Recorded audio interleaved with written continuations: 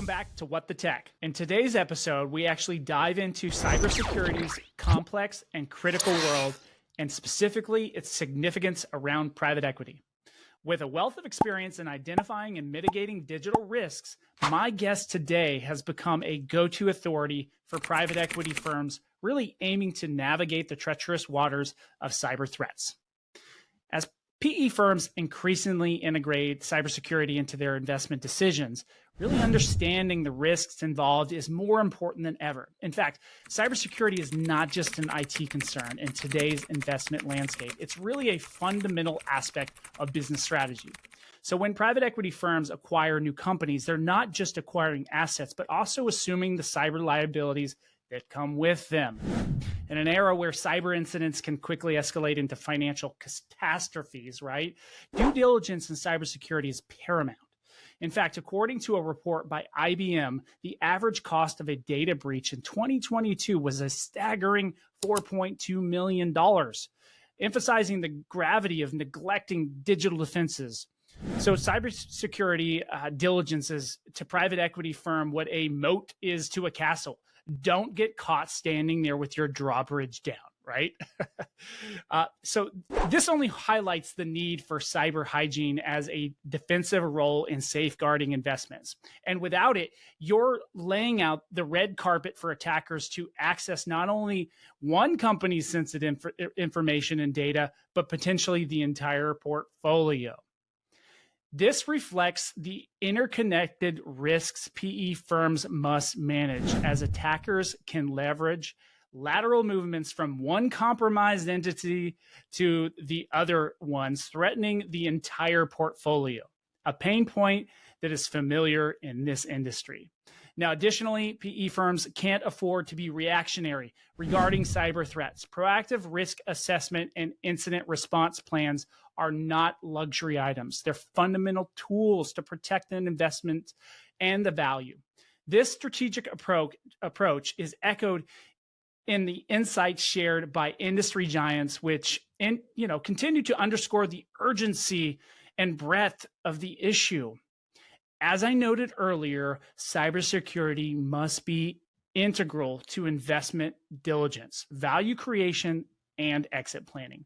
As Paul Storm and other experts will reveal, navigating these digital waters requires deep knowledge, foresight, and an unwavering commitment to the security of one's investments. So I hope you'll join us as we peel back the layers of cybersecurity's impact on the M&A community. Let's go.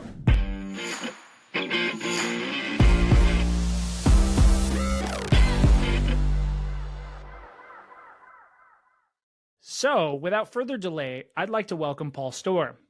He is a seasoned cybersecurity expert with a profound understanding of the digital threats that face the private equity sector today. With over 2 decades in the industry, Paul has guided numerous PE firms through the complex cyber landscapes, really ensuring compliance and a strategic advantage. And who wouldn't want that, right? So his unparalleled expertise in cyber risk management and incident response has really solidified his reputation as a luminary in the cybersecurity area for investments, mergers, and acquisitions. So welcome to the show, Paul. Thank you. Thank you. Nice to be here with you, Troy. Yeah, we've been trying to do this for a minute, having some technical issues and some other things. That's always fun, right? Oh, always. Yeah, we went from Mac to PC, and PC seems to be the overall winner. Hey, today. Well, you know what? I think you being a Mac user and a PC user, it says something about you. I'm not sure what it is, but the simple fact that you have both, a lot of people can't do that. So either way, we were able to figure out the technical issues and make this happen. So I'm excited to have this conversation with you today. I am as well. Thank you. Awesome. So I always like to razz my guests a little bit, Paul.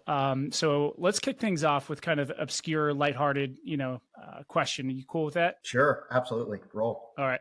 I always like to ask my guests something, like I said, fun or interesting. So any unusual hobbies or funny stories you can kind of kick the conversation off that maybe we wouldn't necessarily associate with a cybersecurity expert? Yeah, I do some. I guess probably many, but I'll drill it down to just kind of like a few. So one is I'm a bit of a gearhead. So I'm I'm also was an actual certified welder. I was a pipe fitter. I've done a lot of crazy things there, and I've been an avid motorcyclist since I was 16. And I also coached high school football. Actually, I coached Pop Warner ball, middle school ball, and I coached high school ball. So I guess those are sort of things that are different than most cybersecurity or technology people. I love that. So a lot of people don't know this about me either. So I spent 3 years in the military, and my job in the military, I was actually a generator mechanic in the Army. And so I know how to work on stuff. I hate it. I absolutely hate it. I do not like to get, I don't like to get grease under my fingernails. Like, it's just not my thing. And so I thought it was going to be, because I love cars so much. I love fast cars. I love, that sort of stuff, but I just don't like working on them as much as I thought I was going to. Well, generators are tough. So, I mean, I did a lot of jobs in Central and Latin America where, and large scale industrial plants that I was building, whether it's manufacturing or in the commercial laundry space. So you're talking about a tremendous amount of amps. I mean, just a basic service is somewhere like an 800 amp 3-phase service. So you can't count on the existing utilities that are being served. So we had to run backup generators. So we would install a lot of generators and a lot of switch gear, and generators are not the cleanest things. So there's probably other things you could have done to leverage your, mechanical skills that might not have made your hands as dirty. Yeah. But they are essential, especially, when a lot of the work that you're doing is not near, power sites or things like that, where you can just plug in. So it's super important. Yeah. I didn't know that you were a man of that many talents, but interesting enough, I do think it kind of has led you along this path of just being interested in technical things, right? And so tell me a little bit more about your path moving into cybersecurity, and specifically what attracted you to this. And, we're going to be talking a lot about private equity firms and some of their cyber liability. Why specifically, private equity firms should, be considering their cyber liability. So first of all, Troy, I just want to say thank you for your sacrifice and service. I think that's a tremendous thing, and I'm honored to be here with you and for everything that you've done previously, and now you're doing this. So equally, it's a pretty interesting story that probably you have to kind of bring you to this point too, coming from serving in the actual military and working on generators and such. So my path to cybersecurity is true. It's sort of a long way around. I came from the actual mechanical engineering side, and I had a company for over 2 decades doing that. But I was very much a thinker. People that know me and constantly thinking, constantly learning. It's just something that I enjoy. I sold that company and I moved out to Silicon Valley in 2011, and I moved to a company that was run by tremendous leadership. It had Dale Fuller there, and the founding team at Costa Sapanzakis, amazing people. And I was lucky to go into the security domain. I mean, that's sort of where I landed, and I'm so happy that I actually did, because what it affords someone like myself that constantly wants to be learning and constantly wants to be challenged. When you're looking at bad actors, whether it's internal or now external, and the threat landscape has gotten that much bigger, it's constantly evolving, and you have to stay one step or hopefully 2 or 3 steps in front of whatever the next threat is. So I was very extremely fortunate that I had that transitionary period there. I love that.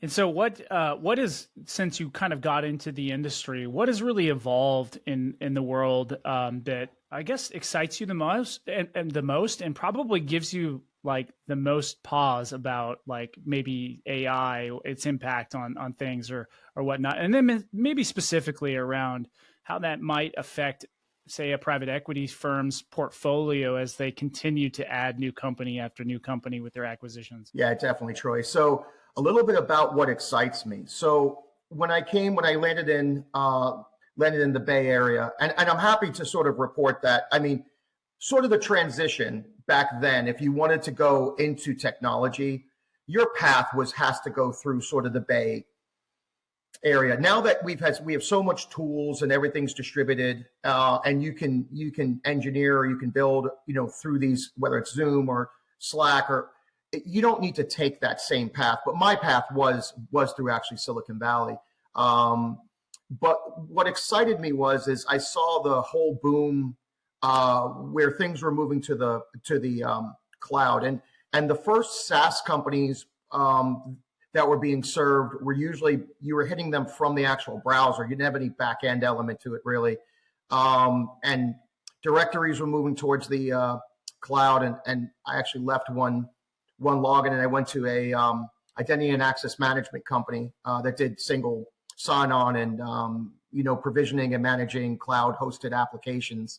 And the way that all moved now, where the early conversations, Troy, with some of the biggest companies that I would be managing and having conversations with, they're like, look, we'll never move directory out of the cloud. We're active directory fully managed. Azure, no way. So it's just now to see it come full circle on how everybody's has a cloud strategy. They've moved custom applications from on-prem to the actual cloud, and everything's being hosted. Not everything, but most things are being hosted and served in the cloud, and whether that's financial services and healthcare, government, so even very highly regulated things. So that was the exciting push, because when you move to the cloud, you had so much more leverage to expand your footprint on your goods and services and your data. Obviously, the data center can expand along with you. So I just think it was an incredible, powerful thing. What scares me though is also that. So from an actual security point of view, just think about that. So when things were inside of your firewall, you were using, you had managed users, they had to authenticate, they either had to show up to the place of business, the brick and mortar. They had to authenticate to the actual network, and they were either on managed devices or managed terminals. They had some sort of, VDI.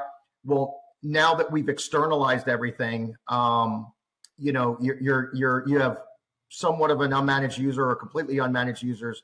They're logging in from IPs and networks that might not be safe. So it's created zones where bad actors now have found these things, and the world of exploits have gotten bigger. And on the exploit side, what's sort of interesting as well is usually it was a monetary gain. You had obviously, nation state actors, you had lone wolves. Well, now you have like this hacktivism where you have hackers now that do it strictly for the high or for the metal of saying, hey, I hacked into this system, and I caused some sort of trouble. So there wasn't even any real, monetary gain. So when you have that, it's a very scary time. And obviously the pandemic activated a whole new sense of urgency to now externalize more.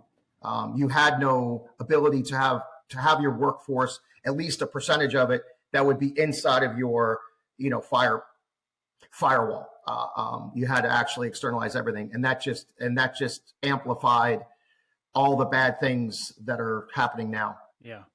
Well, in my cold open, I talked a little bit about the cost of one of these types of, infiltrations into a system for the average organization, and it's millions of dollars, right? It's not a small amount, and I believe that at the speed of these changes, assessing that risk for private equity firms is essentially one of the most important things that they could possibly do. So, what kind of measures in your mind, blocking and tackling sort of things, should private equity firms, whether it's a roll-up acquisition or they're looking to, potentially, and a lot of these groups aren't necessarily technology focused companies, but they might have sensitive information. They might have, exposures that they're not even aware of. So like, what kind of thought process should they be going through as they're evaluating specific to their cyber liabilities? Yeah, Troy, you're spot on everything that you had sort of mentioned there, all the way down to they're not necessarily technologists, but they're having to understand it more at a high level, and then we'll sort of boil it down, right? At the private equity level, it's really all about EBITDA, right? At the end of the day, right? They're not VCs, right? It's an investment. They want some sort of a return, and God bless them for that. But what's happening with the macroeconomics of what's going on today for specifically private equity companies that usually are involved in IPO'd or publicly traded companies. That I'm not saying that's exclusive, but that's where a lot of them play. What they're finding out is now the cost of money, the cost of doing business, looking at really ROI, and then looking at all of the things that are being pushed down from the government as far as the SEC on making sure that there's, protections around data. How are you sharing data? When are you purging data? How much data? You're opting in and out of data. So there's things going on now. But to start at the very top level, whether it's a divestiture or it's something as far as M&A, and then we'll get down to why this is equally as important on the actual ROI and the functioning to get to a profitable company, because it goes beyond actual security, and it goes into how you'll ultimately manage your business, where you're doing that in the most efficient way. So whether it's a divestiture or it's actually M&A, most of these companies where they were invested in maybe for years or maybe only a few years, where a lot had to deal with that brick and mortar. So when you would get auditors, when they were going through M&A, just on the assets, to be able to tag and flag the assets, because if they're acquiring a company or they're divesting one, you have to know what each company is getting, right? And then you want to know, once that transaction's happened, how do you sort of know that things have been terminated so there is no backdoor access? So the first thing is understanding where all of your ingress and egress points are. That's largely going to be a digital asset. So when you would normally send in an auditor that could put a sticker on a desk and a chair, maybe even a server or a server room, and switches and gear going all the way there, cabling. It's hard to be able to put a sticker on a digital asset, right? If it's like an IP, if it's like an endpoint, like an API. So what they're finding is that, going through the actual discovery of where these digital assets are. Now, it's interesting, Troy, and I know this is going to be shocking. I'm not calling any specific company out, but a lot of the companies that these private equity companies are doing an M&A with or an actual divestiture with, those companies themselves have gone through a tremendous amount of M&A where they've acquired a lot of companies within their growth, right? So a lot of those companies have run primarily as a silo, even though they've been purchased for decades earlier. Now they get onboarded by sharing a common email domain, but their systems, even their third-party systems, are usually running still within that silo. They never fully integrated those other companies into the larger company that private equity owns, or has the managing share, right? So a lot of these companies don't even know the overall topology, which is crazy, and where the actual dependencies are. And a lot of that's moved. So sometimes it comes down to private equity companies just wanting to overarching, just give me an overall topology on what's connected to what are the actual dependencies, who has access to it, what are the rules and roles based access or the level of access, and how much are we ultimately sharing. Then roll it up to where are those assets, who's got access to those assets, what are we sharing externally, what are we what are we sharing externally, right? So what are we subscribing to, and what are we sharing? And it just sort of rolls up to a much more granular list of, how do we actually enumerate that? How do we identify rules and roles-based access? Maybe there's some items that actually need to be, deprecated. Mm-hmm. On the other side, I will touch on as well, and we could boil down into the different pieces of this also, Troy. But what's very, very interesting, because of the macroeconomics now and the cost of money, like that's felt everywhere. Like oftentimes people think that, and I'm not calling them out specifically, they think a company like Disney, it's an endless amount of cash, or Apple. But it really comes down to, how much are you spending to how much are you overall making? So people are getting a lot more sensitive to this now. A little bit of a story, and it's on a small scale, but the amount of people, my friends, that are now looking at apps that they signed up for, whether it's Spotify or Apple Music or podcasts or whatever, they're finding out now they're going back because of the macroeconomics at an individual scale. They're starting to go through and say, hey, I've been subscribed to this thing at $9.99 a month. I don't even use it. And they're going back where you'd normally, when the money's coming in, your priorities focus to other things, and you don't go back and start to look at those Right. things. And you see a lot of apps now that you can download on a personal level, on your personal finance level, to find where are all these subscription services, and you can kill them off. Now, take that same. Well, Yeah. that's an interesting case, because Yeah. that is impacting our entire world right now. I used to have just a cable bill as an example right now, and now I need a subscription for everything that I could potentially want to watch. I need Disney, I need Hulu for this, and I need Prime for this, and I need Google for this, or like I have YouTube, and YouTube Music is $10 a month, right? And then I have my own, and my wife has her own, so that ends up being $20 a month, and it's just like, it's ridiculous, because these organizations have they need to find ways to cover what they've lost, right, due to inflation and other things. They've lost market share for other reasons.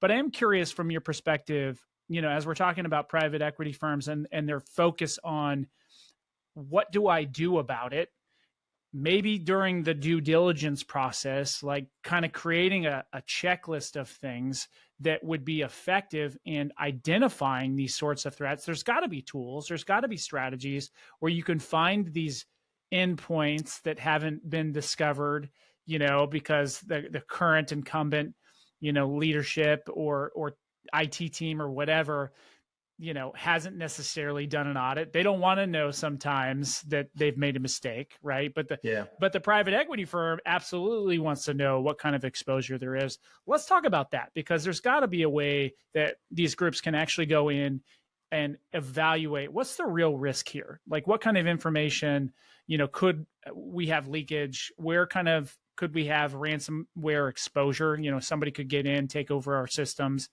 corrupt them, and then own them, steal them from us. What kind of redundancies do we need to set up if we do purchase this company, so that we don't have to pay ransomware? I guess what would you call it? A ransom, right? So, ransomware money. It's the worst form of hackers. I think it's terrible. So talk a little bit about that, because in the mindset of a private equity firm, they're thinking risk versus reward. Like, I'm trying to squeeze, and not every penny, but they're trying to squeeze as much as they possibly can out of this 3 to 7 year period, sometimes longer, but that period, so that they can get their exit, right? Absolutely. So what's interesting is, again, they were more worried when they would acquire a company just on the actual finances, making sure that the transaction between the two companies was obviously lucrative and it was profitable, or it had the potential to be profitable. Now they're understanding that, and understand that those same business units calculated a degree of risk, and they were comfortable with it. Believe it or not. I know that sounds terrible, but they were actually comfortable with it. Now they're understanding that whether it's being mandated and governed, by a position or just in general with something like a ransomware, that the impact to their business can be obviously critical, and if not critical, it can be costly. So if it's a system that's running, obviously they're acquiring or they're merging with something that's doing healthcare records or something in the healthcare business. If they have a ransomware and a bit of their environment or all of their environment is at risk or now has been overall affected, they're going to have to pay it. I mean, as much as I would like to say I wouldn't want anyone to pay it, because I think it's the worst form of a threat. I don't like liars, stealers, and cheats. Nobody likes. But that's like the worst part of it. So private equity companies in general have to be more sensitive to understand that when they're acquiring a company, it is doing the financial due diligence and all of the legal, but it's also now understanding that where are the data stores, where's the data being stored, what's there, especially if you have an older company or something that was considered to be a startup maybe 5 or 6 years ago. It's gone through a lot of hands. Do you have old data that should be purged? GDPR rules weren't that strict back then. PII was not that much of a, we were talking about that, but maybe there is data like that being stored. And once that company is acquired, now it's going to be your, responsibility. It's not something you could say, well, that was them, prior to us buying it. Now that private equity company has the actual responsibility for it now. Yeah. Well, they own it. So we talked a little bit about some of the blocking, tackling pre-acquisition. What about post-acquisition? Say they've already inherited the risk, right? What can they do on say a portfolio of a couple $100 million? What can they do that is obviously made up of, a variety of different companies? And usually I find that a lot of private equity firms have an appetite for a certain industry or type of business, within their fund. It could be tech, it could be, light manufacturing, it could be high tech manufacturing, whatever it is, right? As they're looking at these organizations, do you feel like it's because they're not a lot of times fully owned by the private equity firm? A lot of times they're sometimes partially, or they've injected capital into these groups so that they can get their exit and their EBITDA. But at the end of the day, what's something that they can do to kind of systemize their process of both acquisition, but also onboarding them to a different type of way of approaching risk around cyber specifically that would be able to work across an entire portfolio? Definitely. So where you're talking about, and that is how you're starting out is in large part, they would not sort of take a forward progressive approach to understanding their cybersecurity or their potential risks, and what's the impact to the business based upon that risk, right?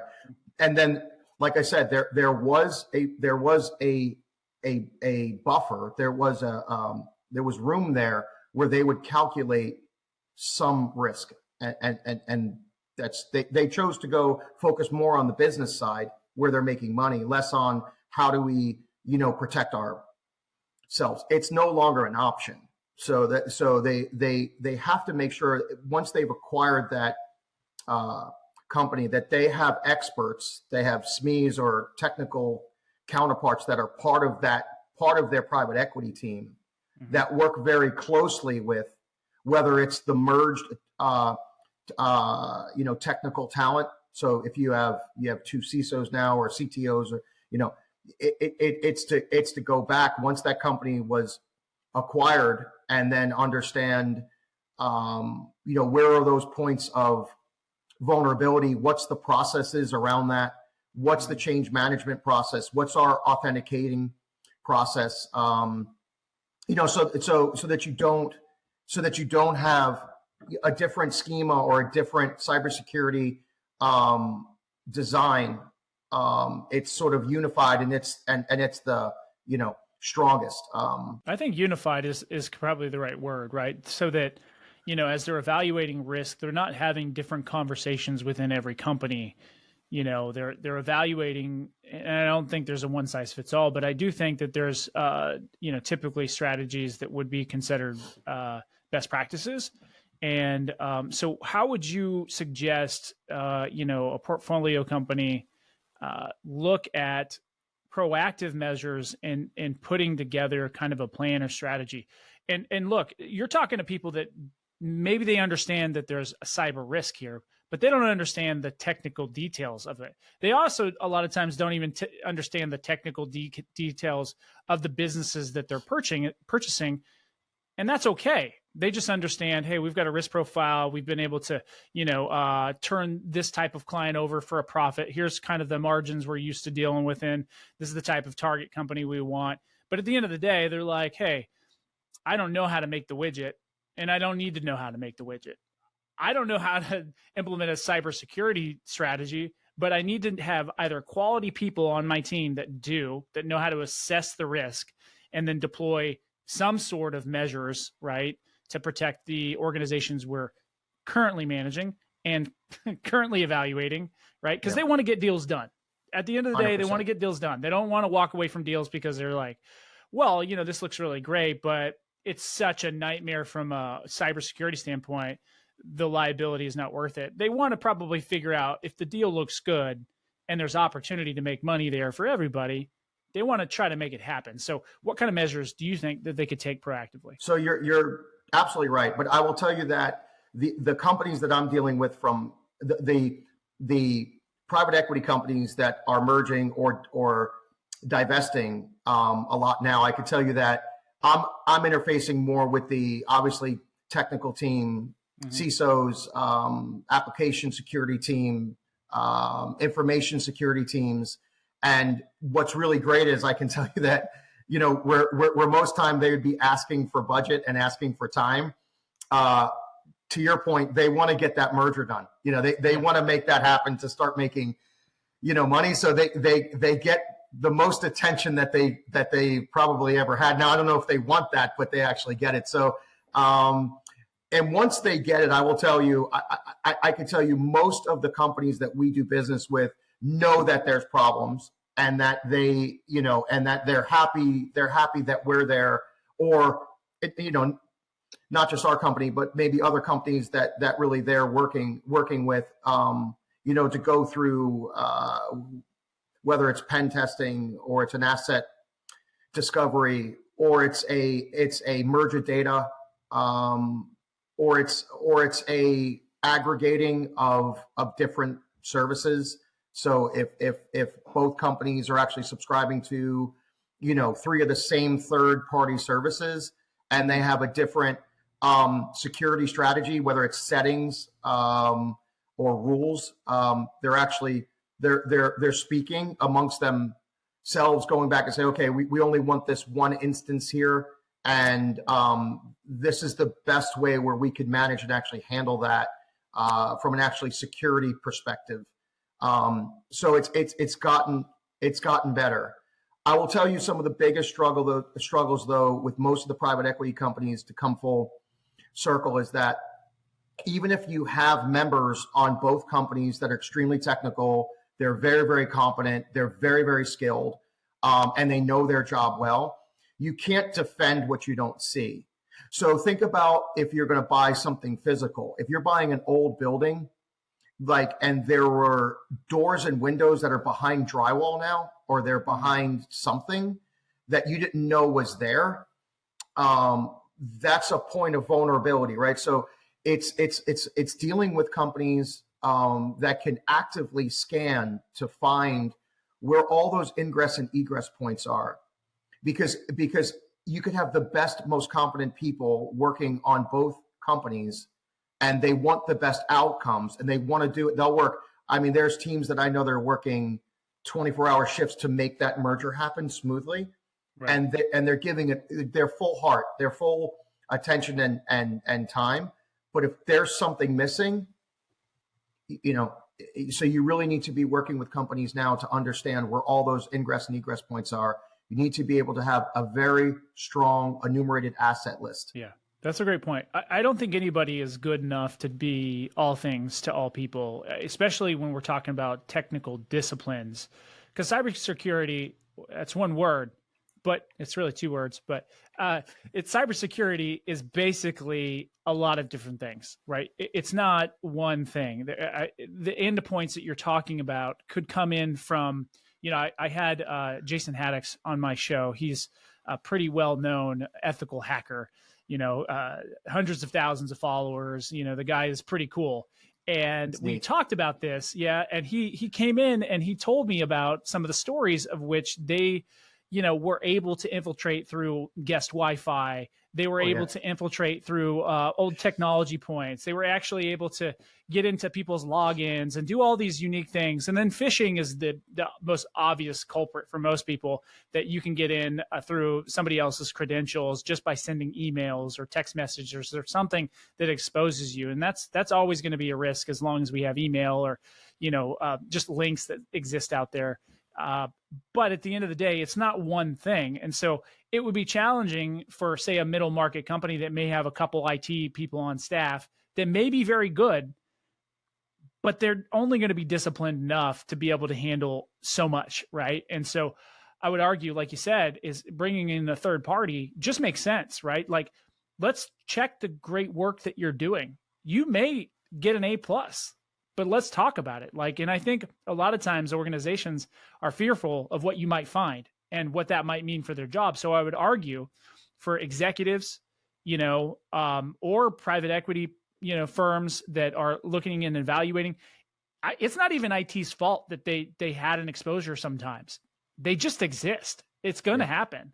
You can't check everything. So I think it doesn't necessarily have to be downplayed that you need to bring in a third-party resource to evaluate how are we performing, because a lot of times it takes another set of eyes who's going to look at things a little bit differently, that isn't doing it 9 to 5 within the same four walls every single day, to help identify where are those points where we have concerns or problems, right? Yeah, you're absolutely spot on. We just finished up a pretty big divestiture, and we brought even our data science team in. That is how granular that we took it, where we wanted to make sure, to your point, you're spot on. They had a very small team, and they wanted us just to be that second pair of eyes, and hands. I mean, we did a lot of work hands on as well, whether it's writing scripts to sort of automate things, or it went beyond our scope. But any good security company wants to be they wants to help somebody to be resilient, to make themselves stronger. So any knowledge that we could share beyond the scope of what we did, I mean, like you said, any third party that the company's bringing in to sort of assist, whether it's a second pair of eyes or just a way to just to really validate, is so just important. And with that, divestiture there, it was through private equity, and we just from the amount of reporting and just the details and context around what our findings were, how that data was being shared, topology on how everything was moving and who had access to it, dependencies off of that, and then once they actually transitioned over to actually provide a very detailed report that everything's been isolated, terminated, deprecated, authenticated, and they were just thrilled. Yeah, that would give me a lot of peace of mind. If I'm going to make a $30 million investment in a company that I'm hoping to get 60 million out of in a few years, right? Yeah. And turn that around for a nice profit for everybody, high five, do all the things. I'm going to want to know that investment is not going to be crippled by an oversight when it comes to the technology exposure that I have around cybersecurity, or really anything. And I think we've talked a lot about cybersecurity, but there's a lot of other things that could potentially be out there as well. So I do think that the due diligence process should absolutely hyper focus on this. It's only becoming more and more difficult. For a moment, let's talk about AI, your perspective on AI and its potential hazards around cybersecurity, and then we'll kind of bring it home. Yeah. So I mean, I'm a data science person. Like I'm a data driven person, and what I'm working on now is all done through like data science models, AI models, ML models, and everything's model. What I can say is for cybersecurity, if you're doing it without an assisted plan and assisted strategy,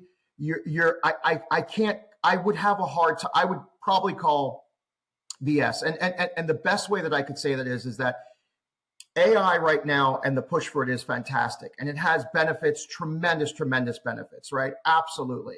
But when you're making critical decisions, you can't just rely on AI alone. First of all, whatever AI that you're using is going to be very generalized. So it's not specific to what you're trying to get out of it, right? That's sort of number one. And the other part of it is to do AI with cybersecurity, and to do that well, you have to understand the data. Like, where are you getting that data from? And then how are you tagging and flagging that? And then how are you building models off of that? The best example that I can give you is, and then I'll wheel it back right to the overall cyber aspect of it, and why you need assisted models. And what I mean by assisted models, there has to be a human element to it. There needs to be an actual analyst part of it. And what I mean by that is that I don't think, and I'll use Warren Buffett, right? So a very well-known finance person. As strong as AI is right now, I don't think Warren Buffett would fire all of his financial analysts and the people that he's trusted and make all his business and financial decisions based upon chat or any sort of other homegrown pre-baked AI model, right? And now they may be using it to distill things down or to pre-filter or to get some level of outcomes to help their workload into the overall decision making. But ultimately, it's going to come down to Mr. Buffett's experience and the team that he has trust in to make those critical decisions, whether that's business or financial. Take that in cyber. It's the same philosophy, right? When you're talking about defending yourself to a potential vulnerability, right, before it's an attack. So with the one thing that AI does is that you can do more prediction. So you always want to have something where you're doing things on some sort of a predictability score, and grab it when it's a vulnerability, when it's at your edge. Once it's inside of your doorway, right, or once it's inside of your network, you can catch it there, but that's more of like a detect and then respond model. So what AI can do, what can help you with, is it can help you understand things that are at your edge, but it can't ultimately make, if you're using it for cybersecurity the way we use it here. We have very domain specific models. So we don't have a universal model that's for every single vertical that we're tackling. Mm-hmm. So, and we're using, sequence based, but we also have assisted where we have analysts. So if something's anomalous, because the world of cyber is forever changing, and algorithms are just a very complex math problem that's being solved. So if you get another number or letter that algorithm doesn't see, you can flag that as bad or risky. But if you don't have the context, the analyst that can go back and honeypot that or forensically look at that, how do you know the severity of it? Maybe it's very, very benign. Yeah. So I think with cybersecurity, I think AI in general is tremendous. I love it. We use AI here. We use ML here. A lot of things around data science, and we're all data science driven. And I love that people are moving that way. But understand it's going to come down to what are the outcomes and the decisions that you're making using AI. And if it's something like cyber, I hope that you have your analyst team or people that can, forensically tear something apart when you find something that's ultimately anomalous. And then if you're subscribing to a tool that you're using to help you with these outcomes, that tool is providing enough intelligence and context that they're either supplying you that, or they're giving you enough for your internal team to at least have a good start. Yeah. Well, I want to thank you for coming on the show, Paul. That was very helpful, for me to wrap my mind around kind of some of the ways that cyber might be negatively impacting mergers, acquisitions, getting deals done, but essentially as well how it could negatively impact a deal after the fact if those exposures aren't tackled in an appropriate manner. And so your expertise was very helpful for my listeners in that way. Thank you so very much. To those of you that are listening today, obviously, it's great that you're here. Make sure you hit that subscribe button to stay involved and plugged into the What the Tech podcast.